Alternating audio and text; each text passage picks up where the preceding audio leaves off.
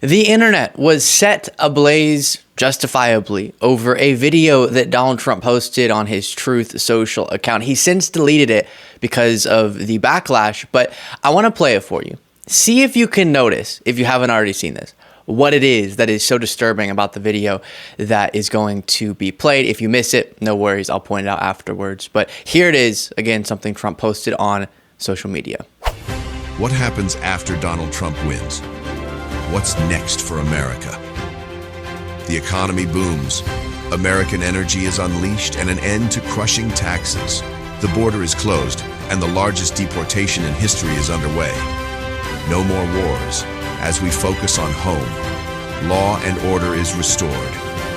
The American dream is back and the best is yet to come. Make America great again.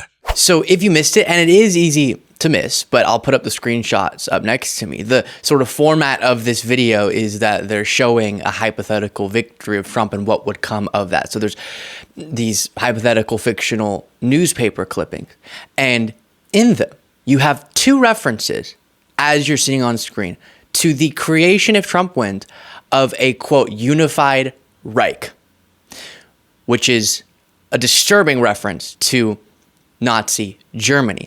And that's what's being promised by these newspaper clippings in this video. Now, if you're thinking, come on, there's just no way Trump knew that was in this video when he posted it. And somehow there's no way that whoever associated with his campaign who made this video, that they knew it was in there even though they created it. Then, okay, we'll get to that a little bit later and the broader context here. But first, let's look at some reporting about this. CNN reports former President Donald Trump posted a video on Monday showing images of a fake newspaper article that references a unified Reich if he's reelected in 2024. The video details what happens after Donald Trump wins, with a narrator reading hypothetical headlines like "Economy booms" and "Border is closed," styled as World War I era newspaper clippings. Under one headline that reads "What's next for America" is a reference to the creation of a unified Reich. By the way, some of those promises just absurd, given that if you want the economy to boom, wouldn't you leave in the guy who oversaw a boom of the economy after the crash that his predecessor had mishandled due to the pandemic and, again, the mishandling of it? But the Associated Press also reports on this. A video posted to Donald Trump's account on his social media network included references to a unified Reich among hypothetical news headlines if he wins the election in November. Now, of course, Trump's campaign came out and said, oh, we don't know, somebody did that, but we don't know how it got posted. Oopsie, and it got deleted. And you can notice if Trump has to delete something and sort of admit it was a mistake and he doesn't stand by it, that means a lot of backlash is headed the way of Trump, which is good to see on this because that's exactly what should be happening.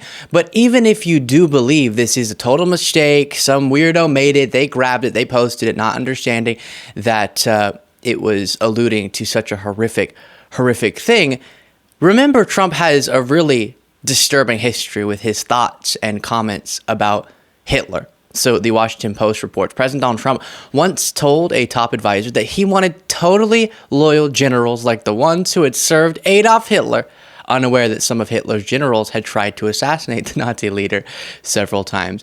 And that's somehow, given the story that it's within, a sort of funny anecdote that General Kelly had to correct Trump and say, separate from the weirdness of you wanting generals like Hitler had, also those generals weren't as loyal as you think that they were. And then you also have this from The Guardian. Donald Trump's second White House chief of staff tried to stop him praising Adolf Hitler, in part by trying to convince the then president that Benito Mussolini, the Italian fascist dictator, was a great guy in comparison. Oh gosh, the conversations that were going on in Trump's White House. He said, well, but Hitler did some good things. This is John Kelly recounting. I said, well, what? Well, Hitler rebuilt the economy. But what did he do with that rebuilt economy? He turned it against his own people and against the world. And I said, sir, you can never say anything good about the guy. Nothing. I mean, Mussolini was a great guy in comparison, but apparently that didn't stop Trump from praising Hitler. And if you have to be told that maybe it's not the best move to praise Hitler, something's wrong with you, really, really wrong with you, I think is the takeaway from that. And Forbes reports Trump removes unified Reich video echoing Nazi Germany from Truth Social, but also even separate from reporting like that, we've had so many chances now to see Trump echo the rhetoric of Hitler, the vermin remarks about wanting to uproot vermin, his enemies, and the poisoning the blood, referring to migrants, poisoning the blood of the country. And after he was told, as if he didn't know already, but after he was told that is directly parallel to the rhetoric of Hitler and other dictators, he kept doing it. So he definitely knows what he's doing. He's trying to rile up people and is choosing to do it in a way that, again, runs parallel to some of the worst leaders throughout history. Not to mention, just going to throw this in, you can take it for what you will, but his ex-wife remembered seeing a book of Hitler speeches on Trump's bedside table. So that's a little bit freaky as well. But what's the most important takeaway here?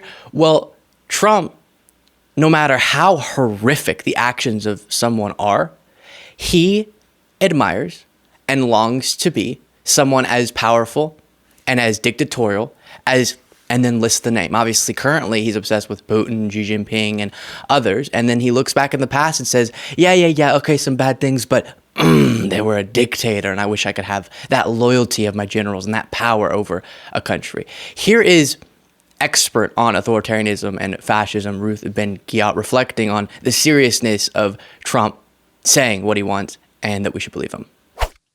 Hey everyone, just checking in. There's been a lot of scary statements in the press, including from former President Trump, who says he's going to be a dictator on day one. Now, we should take these statements seriously. He has every intention of governing as an authoritarian. What does that mean? Authoritarianism is when the executive overwhelms, politicizes, domesticates the other branches of government.